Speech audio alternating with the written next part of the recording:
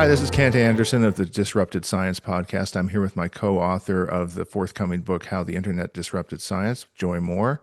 And we are bringing this to you on Friday, September 12th, 2025. Hi, Joy. Hey Kent, how's it going? It's going really well. As you know, we just finished a great interview with Olivia Guest and Iris Van Roy, and they are two AI experts who recently put out a position paper against unskeptical acceptance of AI technologies in academia that has been making quite a stir. And we wanted to get an interview as quickly as we could, and they're great, right?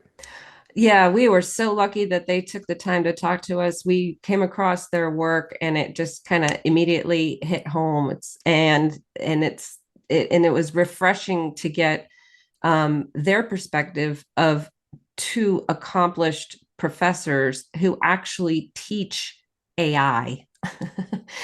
And so for them to explain how we should be skeptical and how the use of AI or the abuse of AI is affecting and in some ways limiting scientific progress was really fantastic. So Yeah. we had a good time. And bonus, yeah, we had a great time. They're wonderful people. I think we would be fast friends if we met. And they also shared their discoveries of the week. And so Mm-hmm. we have a four-part discovery of the week. Only are three food related or two? I forget. Anyhow, they're You great know, discoveries of no, the week. Yeah. they had important discoveries. You and I talked Yeah, about yeah, food. you and we were So the hedonists. They were the smart people. But anyhow, without any further ado, we're going to turn this over to the interview, and it gets a little.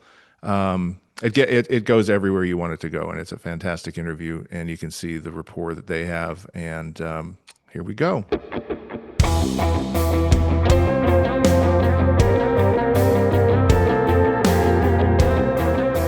So we're joined today by two wonderful guests, Iris Van Roy and Olivia Guest, appropriately named, to talk a little bit about AI and about a position paper that they and a set of their colleagues put out recently about the AI, why academic systems and academia in general should take a much more skeptical view of AI technology adoption. And this paper has been widely read, widely shared, and we wanted to talk to these folks because they've also been involved in some discussions about AI in the scientific claims space, and these two things overlap. So welcome, Olivia and Iris. It's nice to have you.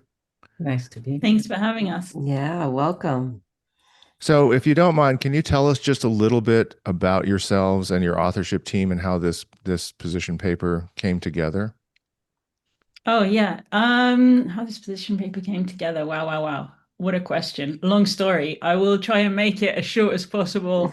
Yeah, so we both work in a cognitive science and AI department and broadly teach AI undergraduates and master students. And so we have exposure to what I guess people think about AI and how people use AI or how people even use the term AI and so on and so forth. And I guess what we've been seeing in the past few years is that far from being an academic, I don't know, phrase or jargon or field, it's also, yeah, an area in the tech sector in the technology companies portfolio, I guess, where they pump out various claims, various products, and this, I guess, collectively, you could say this is called AI hype, and this is corrosive and even harmful. As you can imagine, I mean, most people, I think, completely understand that companies don't have students or academics' best interests at heart necessarily. And we've been, yeah, like I said, we've been seeing in the past few years frames that are not really scientific or academic being accepted by our students, by our colleagues, by our employers broadly. by the field or the various fields, in fact, that contribute to artificial intelligence, like psychology, cognitive science, computer science.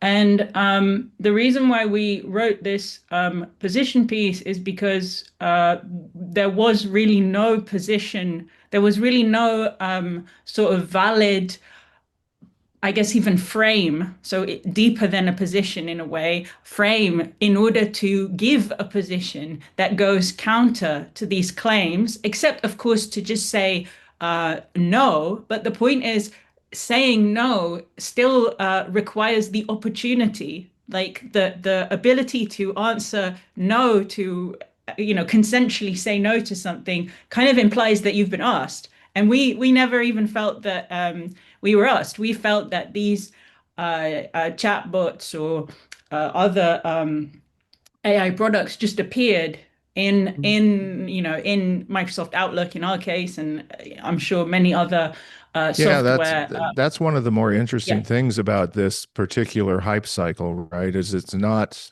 it's an imposed hype cycle in a way. I mean, it just shows Gemini just shows up here and there, and whatever the sidecar thing is that I've shut off in Microsoft products, and things, and Apple Intelligence just is forced into products, and why do you think to me that almost has a whiff of desperation about it? So why do you think companies are forcing these things into products? There must be some motivation beyond just ideology or something like that. Money. Yeah, just Yes. yeah.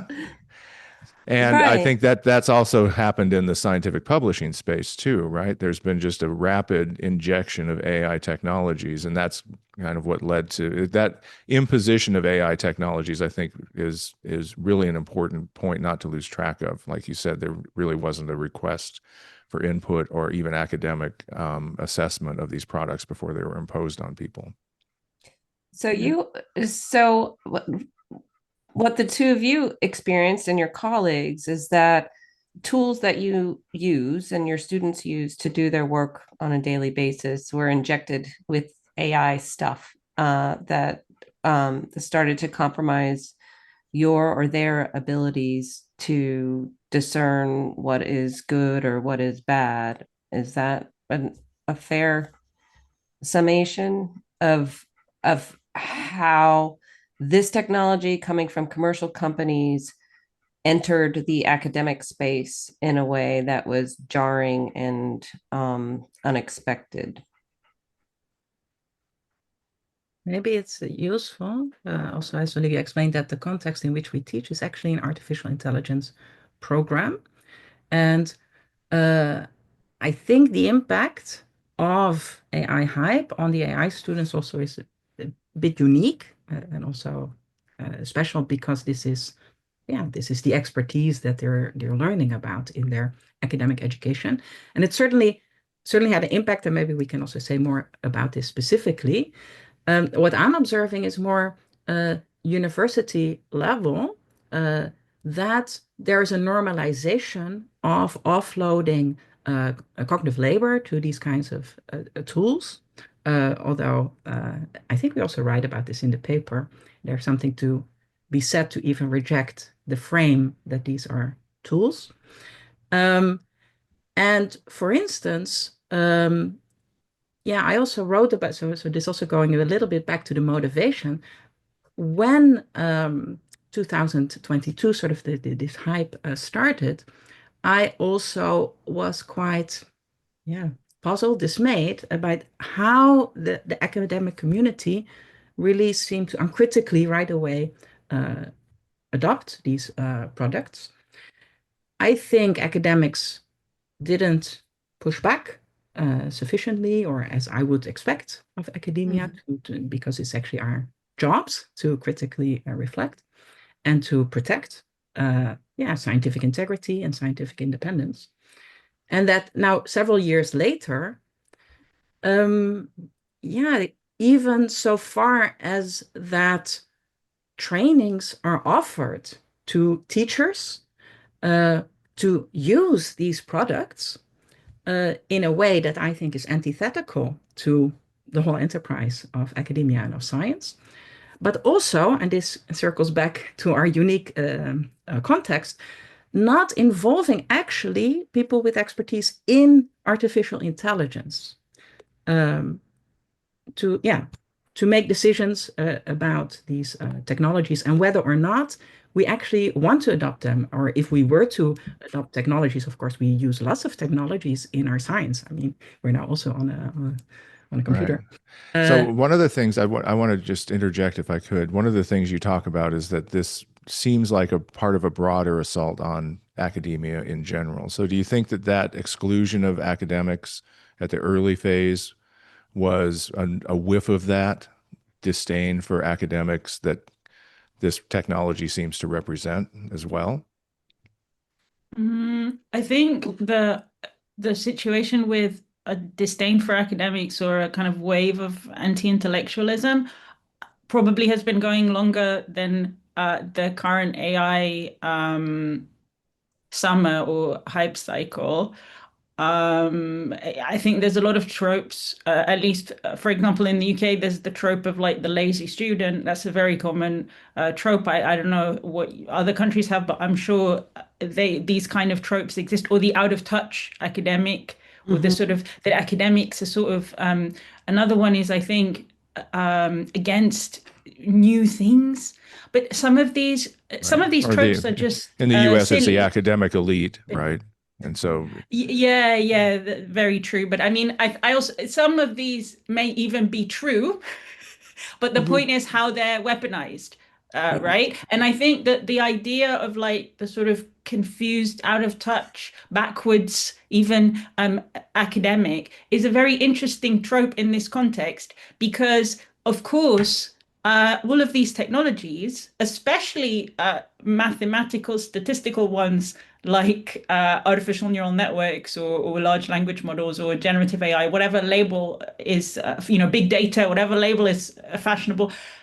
These are created by academics, and if not directly created by academics, by people who have degrees who were provided by a university and so on, right? And on and on. Like there's no doubt that academics are involved in innovating and in producing knowledge and whatever other parts of society contribute to the tech sector. The role of academia and the role of the academic in producing knowledge, I think, is very clear. So when that comes into contact with a trope that, for example, I am against technology, or I think this is a very interesting rhetorical frame that maybe our colleagues get trapped in. And I think this is part of it. So when you see people claiming that, oh, academics are technophobic, or these specific people are against progress, this is all a very strange way of speaking because, of course, there are technologies that we should be scared of.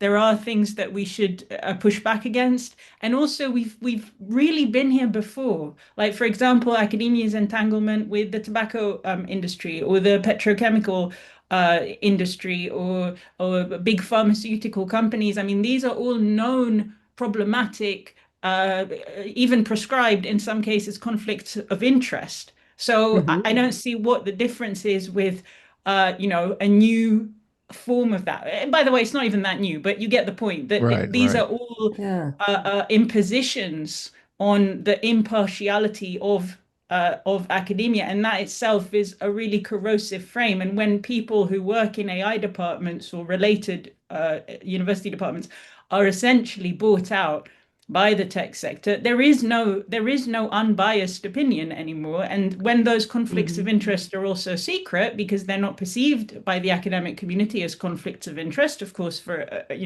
obvious reasons, because that's part of the conflict of interest, then there is no way to fight against such I don't know, like a form of damage to academic practices and scholarly work.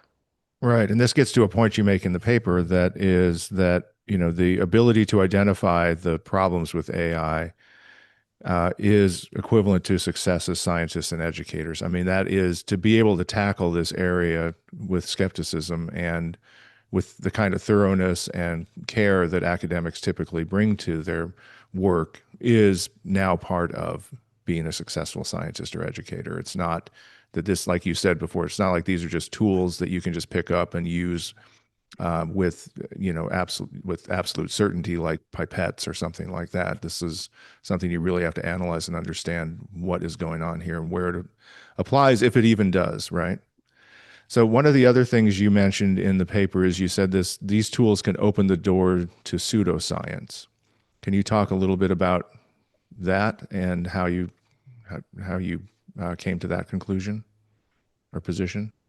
I really like the term pseudoscience, so I'm glad it's in your question, because I think it really kind of underlines the problem, because it's quite an extreme term, at least to bandy about as an academic or a scientist. So I think that the reason it leaves the door open to pseudoscience, there's many, but I think the main one is that the outputs of these models aren't as claimed, which means that, for example, if you use such a model to perform a literature review, let's say, or to what's the other thing people use it for sometimes? Oh yeah, to bounce ideas off of, which is another strange purported application.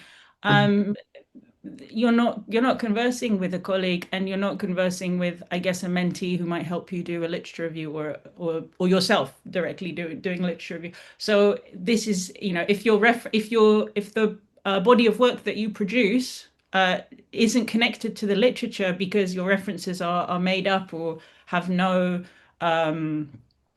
relation to what you're writing about, both of these two things happen all the time, that doesn't meet the standards of academic work. So that's already a huge problem. And then to add on to that, these models are consistently shown, and for very good reason, and in principle reason. So also the fact that it's been shown a handful or even many times is already enough, because it's an in principle problem that it's shown to produce, for example, completely biased results in favor of, for example, just men, or just certain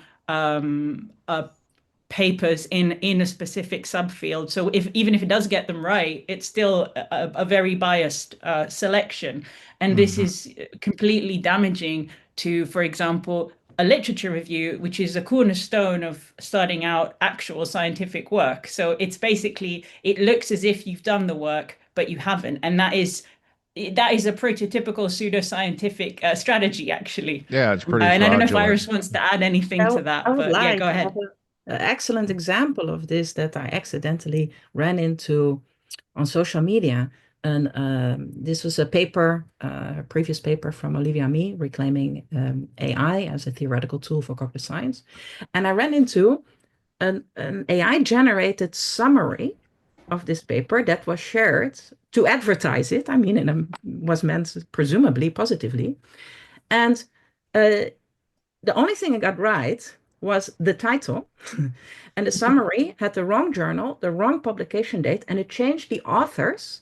And maybe not coincidentally, it took off all the women authors, and it plugged in another male author with whom I more often publish. And so this was circulated as a summary of the paper, which of course is complete misinformation and a distortion. But it's also very interesting that this is considered, because related to progress and the idea of we can automate science, we can generate automated summaries. Like, we have a summary because this person presumably had the paper in front of them with the correct title and the authors, and an abstract written as long as their summary written by the authors. And I think it's very interesting that, which is related to the skin, that the idea is we don't read anymore just the abstract that the author gives themselves, but somehow maybe a mystical belief that if this is run through some AI system and some regurgitated text, that this is better, even though it's just nonsense what comes out and biased. Well, and that relates to your earlier point about this notion, both within corporate and now academia, of that it's a good thing to offload the cognitive labor to a machine. And when you're talking about AI summaries, plain language summaries, we've seen this in medicine too. It's don't make people read and understand what they're reading. We should just give a machine generated Oh, there are so summary. many Why do tropes we about why do we need generations, this? that didn't grow up reading, generations that didn't grow up. I remember back when the internet was brand new and people said these children won't know how to write sentences and won't know how. I mean, there were just all these doom and gloom things. And this is the most writing centric generation I've ever seen because all they do is write to each other, and they have all sorts of fancy ways of texting and emailing and blog posting and all that stuff. It's such a writing generation. So we get a lot of things wrong with these tropes. The other thing that is kind of gloomy about this is that there's so much regurgitation, as you said, that it's almost like we stagnate, right? And that's very anti-scientific. And I wondered if you could talk a little bit about that, and about surrendering our autonomy and even our optimism about the future to this group of technology uh, advocates. So, or do you not share that feeling? I'm just curious. I mean, I think I share this feeling. It depends exactly what we mean on the stagnating part, but I certainly think that in general, these models, so basically any statistical model, and these are statistical models, have the tendency, for good reason, just not when they misused, to kind of homogenize how they see uh yeah how the output is such that it is a much more homogenized version than the input. And we this is not it's certainly a feature. It's just that it's maybe a completely unwanted feature when we're talking about human creativity or understand. Because I mean, the thing is, when you want to understand, let's say, a research paper, you want to understand that research paper. You don't want to smooth it over and be like, oh, like every research paper, this one has a title, because that's not what you're interested in. And in order for these models to work, in fact, for perhaps for the purpose they were intended, they require, essentially the removal of outliers and all these other statistical smoothing techniques. So it does mean that uniqueness is filtered out, and certainly the output is a function of the input, which is completely different to human creativity, where presumably, I hope no one thinks that, I don't know, uh, mugs or some other random human invention have existed from the Big Bang, right? Like we have created like new things, even if Right, they're right, right, right. banal. Right. And So like you so say I with think, human yeah, go ahead. creativity, like one of your sentences, I think you did it on social media. I'm not sure where it came about, but Mm, it fires things in people's minds, right? So the sentence that I just loved of yours was correlation is not cognition. mhm, And a mhm. lot of people really sparked at that. And that's how human creativity works. It can be one 3-word phrase in a paper that you happen to read, and all of a sudden it takes you out and you Yeah. start going down a path that you didn't expect to go down that day. And maybe it even changes your career. But these homogenized, as you said, systems that flatten all the information into, a glob, you miss those flinty moments of connection with another mind that you go, oh wow, that one really hit. So yeah, it's awesome. And I think on the point of the surrendering autonomy to a small group of people, I mean, I think it's even scarier than that, because it's even surrendering basically everything as an academic. So not just autonomy, but everything. Because if Right, your scientific identity. Yeah. output is mediated through, if your thoughts are mediated through a machine, and your scientific, and that machine is a homogenizing machine, so not just Mhm. texting and then what I type appears on the screen, but it's fed through a system or whatever. I mean, this is very, very scary. So not just that you can't give correct attribution to the input, because of course the input was the output of human cognition. The input to the LLM is the output of human cognition, right? You can't do that because the LLM intervenes there, and it also intervenes at your output too. And then you realize also these LLMs are controlled by companies. I mean, I think this is quite dystopian. Yeah, I also am so surprised, and it's that academics buy into that regurgitating the past is progress, or Mhm. because Yeah. indeed, knowledge, scientific knowledge, it's new knowledge. It's not, this is also what students learn in the first year at the university. It's not about learning what's in the textbook. It's learning to ask new questions that people haven't asked before, thinking of new methodologies of trying to answer these scientific questions. And it's certainly not regurgitating the past. And then I think it's interesting, right, that being critical of these systems is considered anti-progress. Whereas how can regurgitating the past be progress?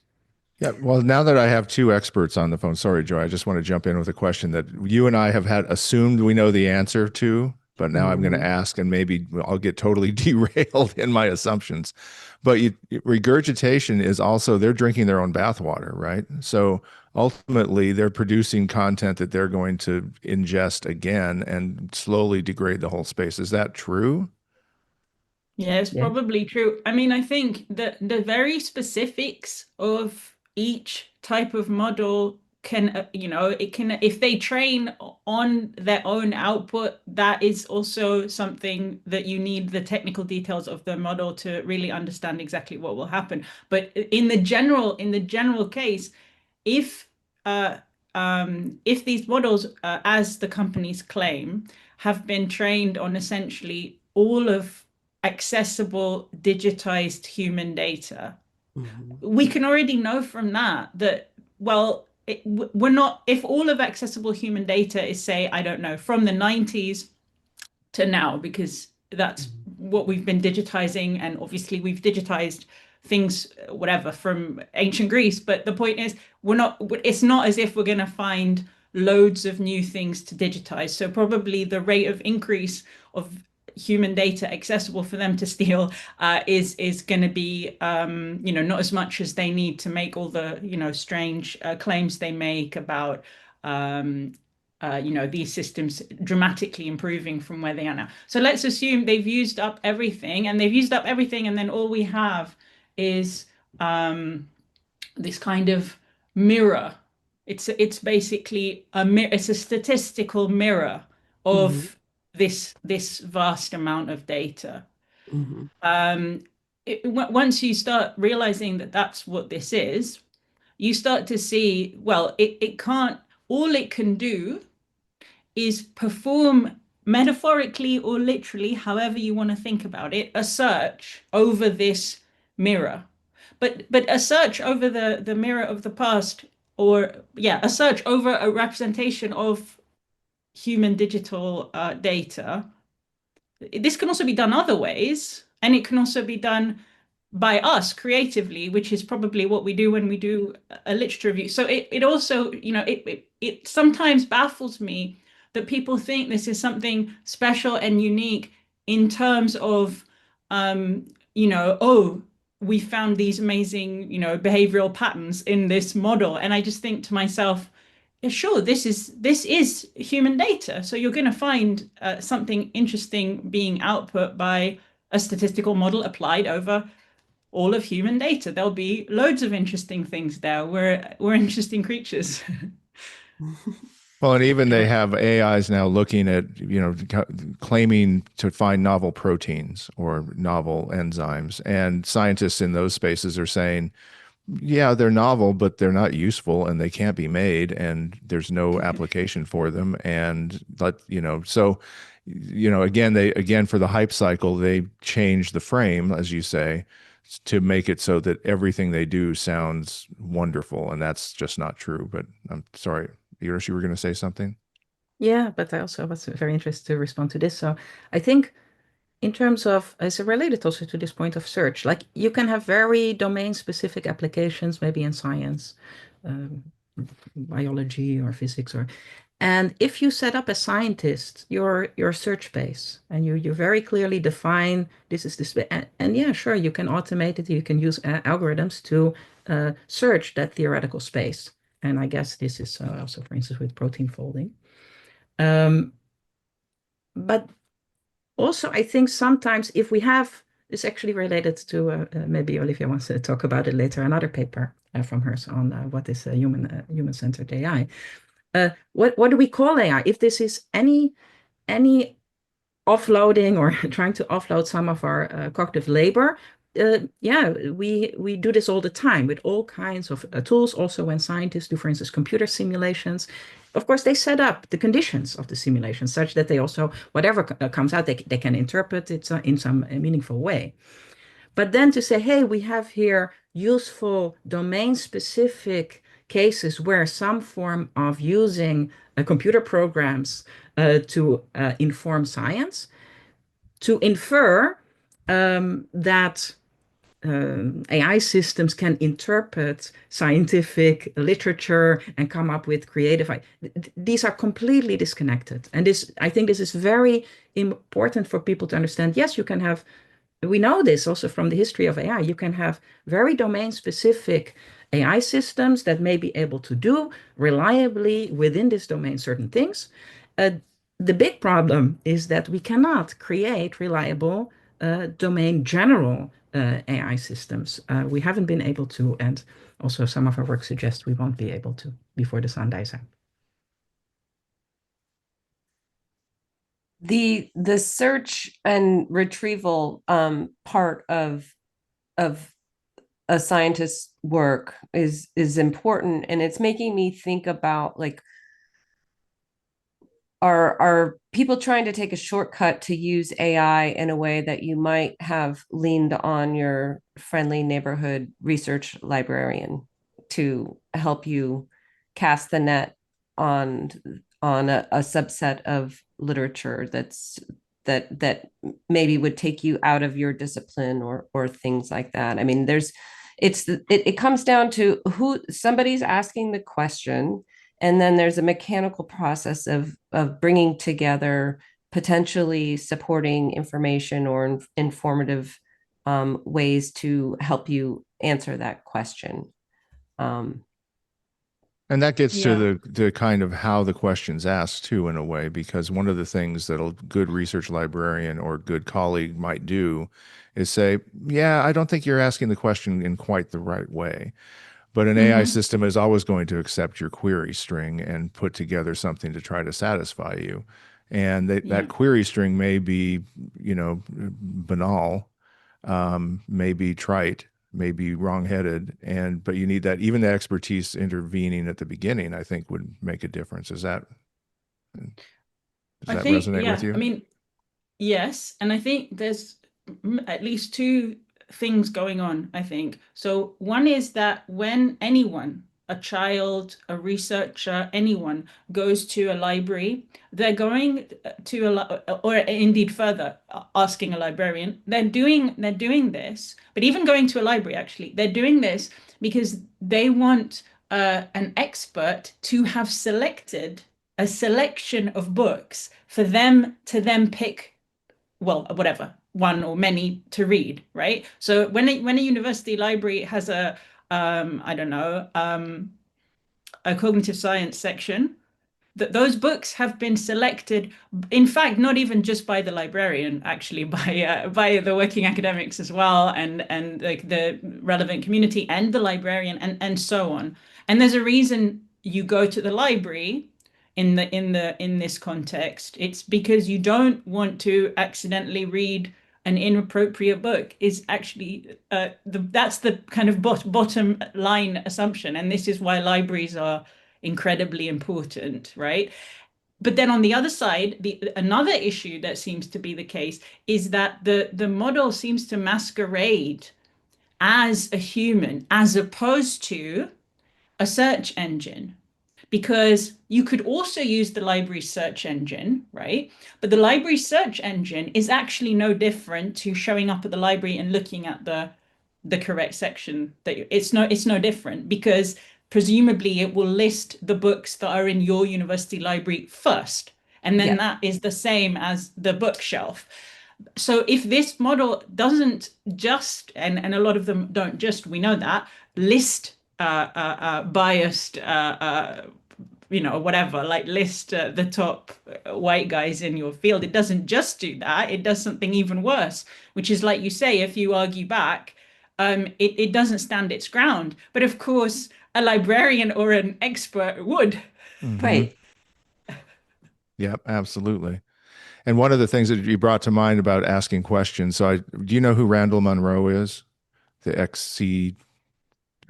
Oh, XCD thing? XKCD. XKCD guy, yeah. So he has these great books and he takes radically weird questions and then answers them scientifically. And the opening question to his latest book was from a child who asked, "What if the solar system were filled with soup out to Jupiter?" And he takes like 10 pages with illustrations and answers the question. And he comes to the conclusion that tomato soup would be the most worrisome, and how long you could live inside the soup if you were off planet or on planet, and how big the resulting black hole, where the event horizon would be, how much of the galaxy it would consume, and all of that. And that's how you answer a question, right? That he's like the exemplar for answering a question in a way that's engaging, thorough, scientific, and all that. But like you said, science is about discovery and asking questions that haven't been asked before. And I don't think anybody's asked what would happen if the solar system were filled with soup out to Jupiter. So good for that kid. I hope that person becomes a great scientist someday. But you ended with with 5 core principles for using these technologies responsibly, and I just wanted to ask you to reflect on those and how you and your colleagues came to those, and what you think that a wider adoption of those might help accomplish. Yeah. Yeah, it is interesting because we actually did not propose these 5 principles. These 5 principles are the 5 principles in the Netherlands Code of Conduct for Research Integrity, and which is a code by which all researchers, at least at universities and other research institutes in the Netherlands that also signed it, which all the universities did, or sort of commit to this. All researchers are bound by these principles, and I think it's very interesting that this is not self-evident for at least our colleagues in the Netherlands. So what we did there is actually take these 5 principles. Let me see: honesty, scrupulousness, transparency, independence, and responsibility, and say, hey, if we look through these principles at usages of AI systems in science, what follows naturally? And this is what we describe in the paper. Yeah. Well played. Well played. I like it. So I think, Joy, do you have other questions? Otherwise, I want to kind of ask you, what's the reaction been like to your paper? Yeah. Other than Okay. you blow up social media every day that you do something on it. Yeah. Yeah. Okay. I think Positive. it's important to put the reaction in context, because I do think, yes, of course, it's incredibly unusual and impressive to have, I think now we're on 33,000 views and maybe 20,000 downloads. This is already in and of itself. I've never seen, I don't know, like more than 2,000 views maybe on a preprint. I mean, I'm happy to stand corrected, but even if there are higher averages, I've still never seen this kind of number. So obviously this is yeah, promising. But I also think, yeah, to put it really into context, normally when I put a paper out or a preprint out, I get fewer views because yeah, this is why these views are impressive. But I also get quite a mix of reactions. I do get abuse. And I think what's interesting, so I think the previous preprint that I put out, someone called me an idiot. They said, "You're an idiot." And I don't, to be honest, it kind of just rolls over me, and I just forget about it, and I just shrug, and it depends who it comes from. But in general, I would say, yeah, there's some verbal abuse. Uh, Never with these interactions has there been, like an overwhelming positive reaction. This has been an overwhelming Oh, positive. So that's this is great. itself, I think, in a way, maybe more unusual, that the ratio of kind of good to bad, or positive to abusive reactions. I don't think I've been called any names. I mean, I'm sure behind my back I have, but that's a given. Uh, but it's very interesting. This is a very interesting phenomenon to me.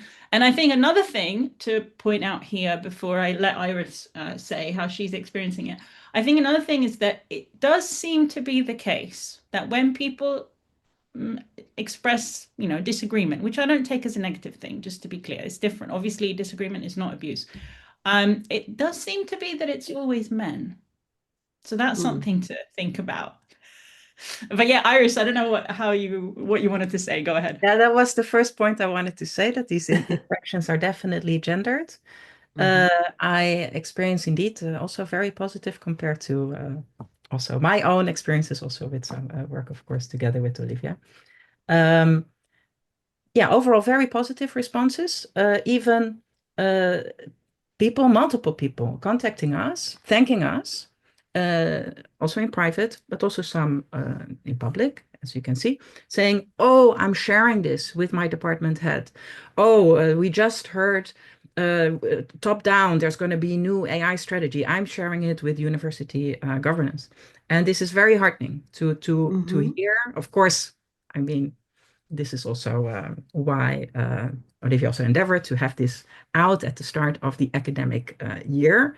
It's very heartening to see this is helping also other people, because we also feel, I think also elsewhere, Olivia says, now or never, or if we, yeah, the longer we wait, the harder it will be to undo the damage that these systems and the normalization of the use of it is doing to our institutions. And we write about that in the paper too. I really feel it's hollowing out our institutions from the inside, and it's de-skilling both teachers and students, and I see this as really sort of what is it? I don't know the expression, downward cycle or something A like vicious cycle. Yeah, it's a vicious cycle, but really, like, so yeah, it just gets worse and worse. But also people become less able to still catch it, because for this, yeah, you need to uphold your knowledge and your expertise, but that at the same time is being destroyed. So I also feel we are losing the knowledge and skill to recognize what these developments are doing to our own institution, and this really worries me. But positive reception of the paper. Well, I'm so thrilled that you got more positive receptions than negative, and that's not surprising to me, because you did an incredible job of taking something that's been blown out of proportion in many different spheres for different reasons, and like you said, you just grounded it in 5 simple principles. Don't and anyone could understand that. Even I can. I'm not a scientist or academic, or it's like, so I'm sure it's been a breath of fresh air, and a tool that people can use to make sense of what's going on, not only with the imposition of AI within the things that people are using every day, but also in the context of the literature that you need to do your jobs. It's existing there as well. Well, And so I these think, two yeah. things are bumping up against each other in a way that must be incredibly frustrating or scary for academic inquiry. Yeah, At I least mean, I think way. something that is genuinely really scary, like I'm actually very uh worried about it, is that I see really basic academic skills, like for example, knowing how to follow uh correct citation styles, given let's say you have to use, I don't know, APA um, referencing manual. It seems as if the students don't know how to do that. And of course, it could be the case that they do know, but they're using an LLM which doesn't know, because of course it doesn't know anything. But isn't that the same as not knowing? So I think, and this is very scary, because what it means is that essentially, if we can't connect our research output, because imagine I'm a student who's just graduated and I want to do a master's, or I'm writing a thesis or whatever. If I can't connect what I've written to the rest of the literature, it's such a basic academic skill. I don't even know, do I have time as a professor to teach this? Because this should have been taught at the very early stages of someone's academic career. If they're already very advanced in potentially other skills or other knowledge, and they have this missing, it's almost as if, where is the correction? Who's going to do the correction for this person's lack of ability to, say, follow a reference manual, or know how to for example, the thing Iris said about knowing that you can read the abstract to understand what's in a paper. Yeah, for me, this is really scary, because it's a really basic skill, as opposed to, say, for example, someone being tricked by the output. Because of course, someone being tricked by the output, I think even a seasoned academic could be tricked by the output, because it's by design. It's designed to do that. But I mean, I don't think anyone designed it to de-skill knowing how to reference. But this is clearly a result. And it seems like it's changing the goalposts for what are qualifications to do all sorts of different jobs. And with this supposed AI easy button that people can press to skip over things that were learned skills or tools that were created for a reason to give you context and so forth. That's being changed almost daily, and that's what's very um, disconcerting for how do we evaluate the important human inputs that we're learning and that we're also using in our jobs. And I think what you're saying is so important, which is exactly why it is attacked by the people who have an incentive to attack this frame. Because I think what happens quite often is that they reframe what you say to make it general, to say, oh, but does that mean I have to be an expert in everything? So you're saying I need to have every single skill? And it's like completely the opposite, which is that experts want to maintain their skills. So, for example, no one is expected to know, well, except of course the experts, but no one is expected to know, I don't know, how to fix their own car. No one, that there's a profession that fixes cars. No one is expected to, I don't know, do their own plumbing. There is a profession that does plumbing. And in fact, all of these professions, including academics with the five core principles and many other things, have internal and external regulations exactly on their skill level, or the type of skills, right? So when people try to counter the, say, oh, but we are against automation. We're not against automation at all. I have a Roomba, like whatever. This is not what this is about. This is about people whose job it is to have those skills. And I think something that maybe, it depends, of course, on people's perspective, but something that maybe can help people understand this if they're struggling, is to think about skills that are maybe far away from them, that they depend on, or that are highly valued. And one example that I really like is the example of the seamstress or the tailor. Everyone knows that tailored clothes, bespoke clothes, are better. That's why rich people buy them. Everyone knows they're better. They fit better. They last longer. They're better. They're exactly what you want, right? You get exactly what you want. Everyone knows that. No one would confuse like a fast fashion unfortunately, child labor, slave labor item of clothing with bespoke, I don't know, whatever, woolen suit. No one would think that those. I mean, you could think they're the same, but the point is, once you learn about the difference, you would never Right. confuse You'd them spot it. again. Yeah. Yeah. And it's exactly the same with every other skill. Right. Mhm. Right. Yeah. I mean, part of AI is like it's like TLDR, taken to scale, right?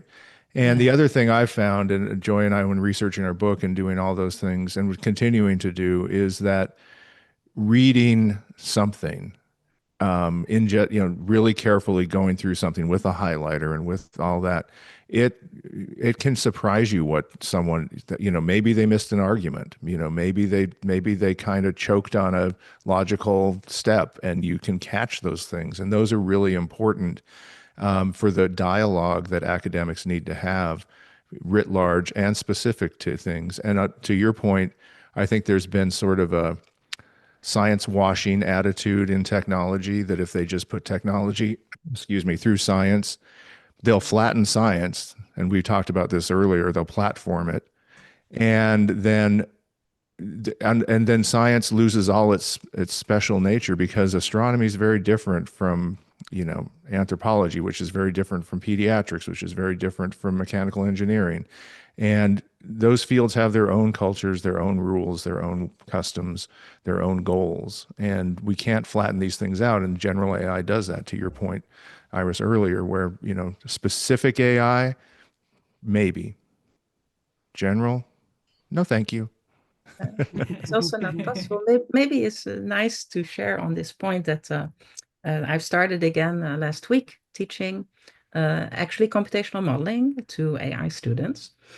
And make very clear that they cannot they cannot offload the cognitive work of making models. Of course, for some of that may be surprising, because they would like to take data and then train a model on it. And I say, no, this is uh, here. I'm not going to give you, like, modeling is not trying to reproduce what models look like out there. It's for you to develop the cognitive skill of developing models for your specific scientific purposes. And we actually, going back to the reading, uh, we actually take a paper. It's a quite challenging paper for them. I also asked them, is it hard? And then, yeah, 80% is very hard. I says, good, because we're going to discuss it in 2 classes together to figure out what did the author really mean, what do you think about it, etc. And why we're doing this is because you need to train your conceptual muscles. That's what you're learning here, so that later on in the course, and you learn all kinds of skill, then you can start to make your own theoretical models. And so this, I think, goes back to the earlier point about the reading. I think many colleagues may think, oh, because these products are out there, we have to change. We have to change what we teach, or maybe less reading, or maybe less essays, or maybe. Whereas our stance is, no, they need more. Not to say, oh, no, I'm not going to any assess. No, engage in conversation about the reading, also to show them it's about developing, your own cognitive skills. That's what it means to be an academic expert in some domain. You need knowledge, but you also need skills. And I think that's why you've probably gotten pretty uniform positive responses, is because what you're saying ultimately is pro-human and it's very optimistic in a way that, we got this, and it's pro-science and pro just being academic and thoughtful and critical and all those good things that we're supposed to be, right? I'm Well, I really can't. struck by oh, sorry to interrupt you. Oh, no, go ahead. Yeah, I was gonna say I'm really struck by your take on why it's positive. That itself makes me feel yeah, I don't know. I like it when you said anthropology is different to whatever other example you said, astronomy, and they're all scientific endeavors. And I think that really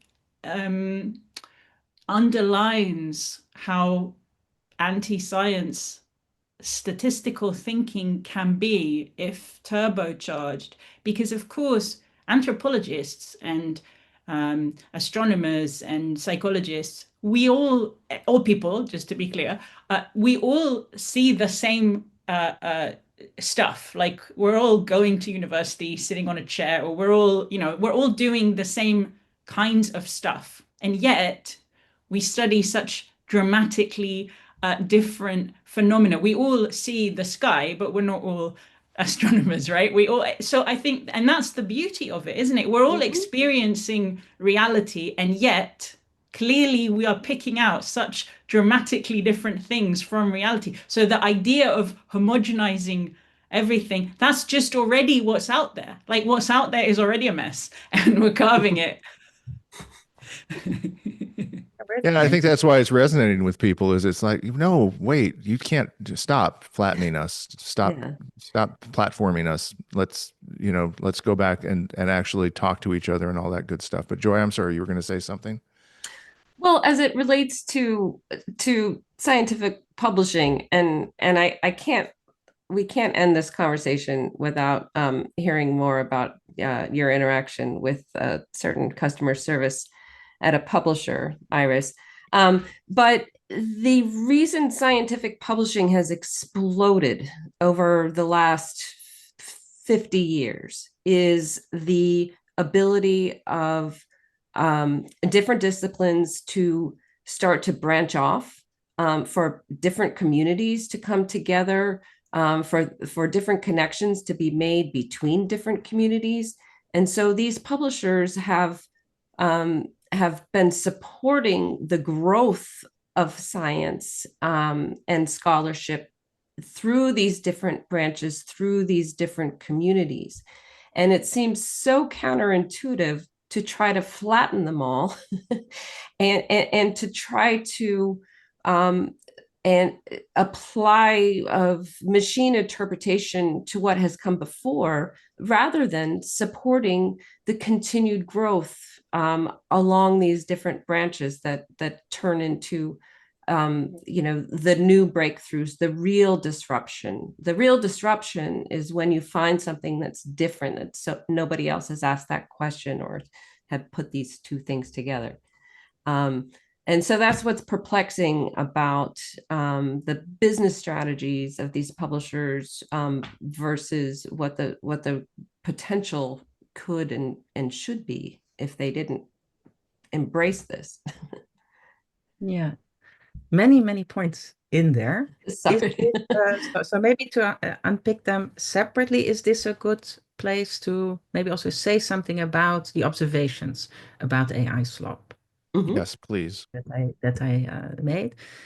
Yeah, so indeed, I ran into what was it? Oh yeah, I was researching something from my expertise, and I was looking for what was it? I think domain general cognition, and I was trying to find literature to see how do different scientists define this, because of course, I mean, I also know, and because I've been in this field, I have an idea of.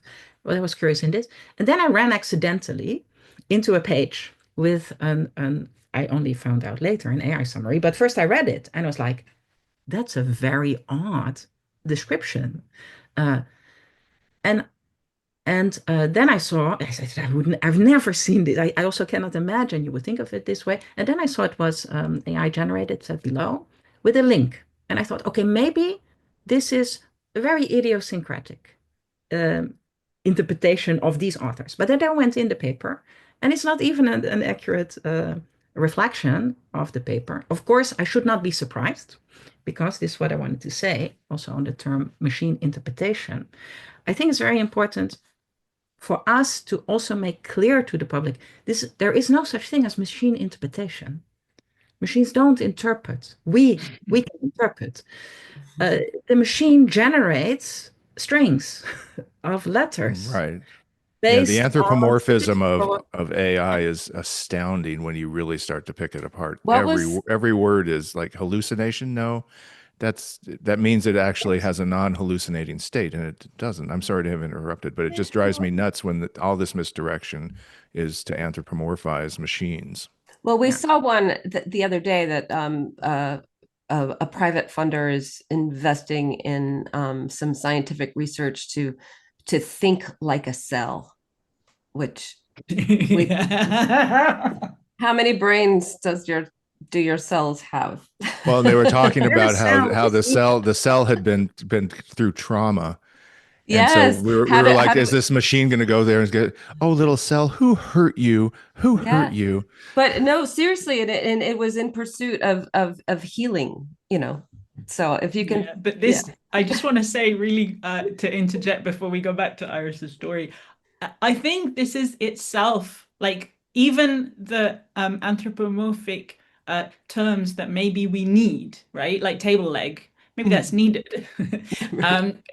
The fact that they misuse language so much is itself like it's corrosive because it basically means that every word they use is has a purpose to Mm-hmm. confuse, whereas table leg doesn't. You know what I mean? Like Mm-hmm. table leg has no intention to confuse you. Yeah, it But of just course, points you to what if part of the table to look at, right? The one that yeah, yeah, touches the exactly. ground. Mm-hmm. Yeah. It, exactly. Whereas like if everything about the table was not was all named, like the table, I don't know, has a back, has Mm-hmm. eyes, then you would all start to question like, are they trying to make me empathize with the table? So I think it's also that it's so consistent how they misuse language. But yeah, sorry, Iris, back to you. No, completely with you. Um, yeah, and of course, it's the whole strategy that in this case, as opposed to the table, the storyline is we can replace cognition. And so all these words for cognition, interpretation, hallucination, reasoning, learning, but Thinking. even summary, I object to because I don't think these systems summarize. They don't summarize. When we read something, we process it in relation to our background knowledge, also a goal why we were reading it. And when we summarize, we get the gist or the meaning or the points. And these systems cannot do this. They only can generate sentences based on some statistical properties of the data they were trained on and this input. And I think it is very useful when we also improve or are more careful in how we talk. So sometimes we can do these shorthands, but indeed, it's very easy to slip. And people, especially people without the expertise, such as we have both in cognitive science and AI, they may attribute these capacities to these systems. And this is, I think, also an important point that I would like to share, is that we see many also critical perspectives on AI, and these are all very valid and important, and we support them from ecological perspective, from social justice perspectives. What we observe is that often, even in such critical reflections, all kinds of abilities are granted to these systems that the systems don't actually have. Mm-hmm. And I think we think it's also very important to deconstruct this because, yeah, many false claims are made about what these systems can do, such as summarize. So back to the story, maybe on AI slop. Mm-hmm. Okay, so then I saw that. I found this, well, supposed, this AI generated text. And I searched a little bit more, and then I saw indeed that in articles there were all these links on words. So there was I was just reading, and then and also going again to yeah, generated text. I do in quotation marks summaries. Some for the same words generating completely different so-called definitions. Um, And yeah, I shared this online. So I, with my colleagues, look here. And of course, there was yeah, I shared how the experts responded to this. And this was beautiful because instantly people in my area saw that this was slop, that this was just misinformation. But I also realized that if you're not an expert in the area, this looks completely plausible. It's very difficult, I think, even the students in the area to recognize what's wrong with it. Mhm. Also, some asked me, because I shared this there, some asked me, what is? And I say, yeah, that's the thing. It's not possible for me to say exactly. I can say this is nonsense. And I think this is why these practices of publishers are so corrosive, because I think often non-experts will be reading the slop and they may think this is a quick, easy summary. It's accessible for me, and not realize that what they're getting is complete false non-information. Yeah, I think this is the scariest thing. I think it's called, maybe it has like this name, Gelman amnesia, I think, which is that when you read a news story or something that you know about because it's about your neighborhood or whatever, oh, but this is not really how it happened. Or if it's in your expertise, you're like, okay, this is completely wrong. But then when you read news stories that are about other geographic areas or other areas of expertise, you forget that if you felt like that about the thing that you know a lot about, then other people will feel like that about, and so on. And I think for me, what is really scary is that we kind of see this already happening because, for example, there are scientific terms. In fact, in the exact scientific terms that we use to talk about these systems, but also in general, like for example, people use algorithm decoratively, basically. This is very scary because it's a very, very formal term. It's so formal. Like it can't be more formal. It's maths. Like it has a definition and it means it also has in its definition, it says finite. So when people use the word algorithm to describe things that are clearly, well, first of all, not fully formal, so they cannot be algorithms, but also things that clearly are not finite, I just think, okay, so we're just using words now. And of course, the public is allowed to say anything they want. I'm not trying to prescribe, they can say algorithm for anything they feel like. But the point is, when academics do it, this is the whole point of jargon is to facilitate communication on very specific things. I mean, isn't this the whole point why scientists like data and numbers? Because like Mhm. 5 is different to 4 and so on. Mhm. So this is very scary, and we see exactly this happening, this corrosion happening to terms that describe these systems too. And of course, algorithm is one of them, but other ones as well, like large language model. What makes it large? The cutoff is not clear. Or artificial neural network. What is it that makes it neural? Not clear. What's another example? Artificial intelligence. What is it that Right. makes it intelligence? Well, This yeah, is a not lot of clear. it is kind of a marketing. It's more marketing than academic research. And I think there's been a kind of a predilection for people to, because we're surrounded by almost so much information as marketing, that people just kind of get lazy and it's just like, okay, I'll just use a marketing term. But yeah, there's a whole bunch going on here, and totally agree with that. Would anybody be interested in sharing some discoveries?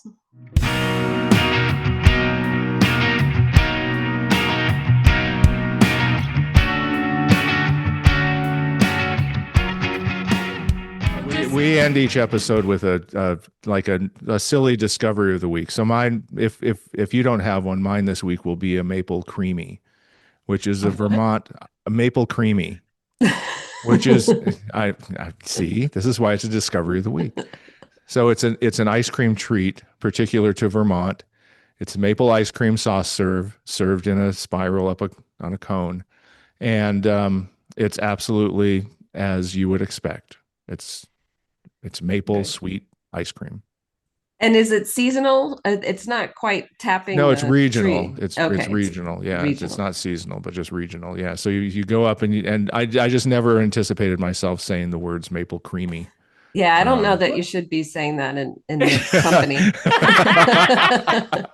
What is this thing? Sorry, this is a tangent, but I'm very interested to know now that you said Vermont. What is this thing with Vermont and what is it? Like mountain lions?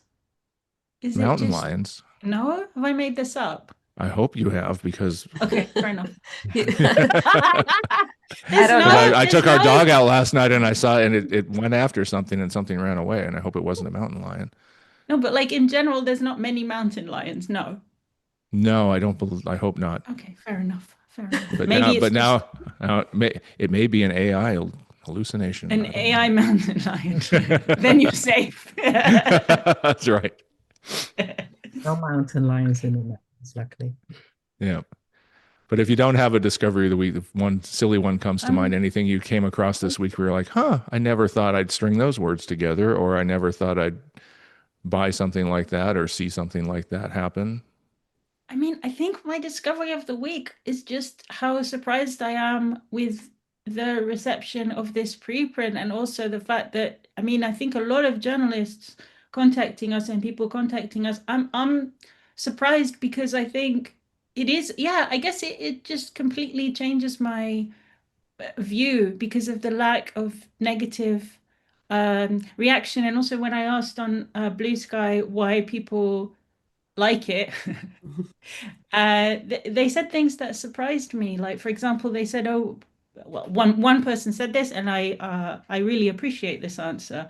So I don't want to sound flippant, but they said something like, "I don't really understand it, but I'm just happy that you said it." And I think that this surprises me. I'm genuinely surprised because I think in in my experience or in my impression of my experiences, I always feel that people don't like that. People want to have things that they understand. So I think that is, I need to think about what that means. That's a good one. That's a nice That's discovery. great. Iris, does anything come to mind? Yeah, I was thinking. So I guess one discovery for me is that being on a podcast can be fun. This was the first time I had this kind of conversation, and I enjoyed it, and I want to thank you for it. Oh, that's Oh, I want terrific. to add Wow, you make something us to feel that. like seasoned pros. Yeah, I want to add something to that, which is that I think you are really good at um, the kind of flow of the questions. Because I think quite often what happens is that people, maybe it's because, yeah, actually, I have no explanation, but I think that the flow of the questions is impressive. It's very different to how a journalist would ask the question. I think this is also No, maybe what Iris is hinting Well, at. maybe that's because we're not journalists, we're just curious nerds who Mhm. who want to learn more. And I'm happy because I was had one eye to the side waiting for my dog to bark, so I had to keep pressing mute. But anyhow, it's been fantastic spending time with you. You guys are terrific. We're big fans, and we'll put this out and promote it, and hopefully keep the positive vibes coming back your way. You don't And want to hear about my discovery of the week? oh, I'm sorry. I didn't. I'm the worst. Okay. So Joy, what's your discovery of the week? thank you for asking. I thought you never would. My discovery of the week has to do, it was an obituary in the New York Times that jumped out at me, because a man named Andrew Hughes from Tampa, Florida, passed away recently. And he was well known as being the historian of the Cuban sandwich. So if you're not familiar with Cuban sandwiches, they're very specific, and they come from Cuba, we think. But he was an academic at the University of Tampa, and he really wanted to get to the bottom of it. You know, who really invented this, and what's the appropriate way to prepare one? And so he he used his library and did his research and wrote a whole book about the history of the Cuban sandwich. So, for the record, like I said, it comes from Havana, but there are a couple good places you can get one in Tampa or anywhere else that they have good panini presses. That's fantastic. Now that's very narrow and slightly compressed scientific discipline, but a hot topic. I'm sorry. All right. Oh, spicy. All right. Once again, thanks everybody.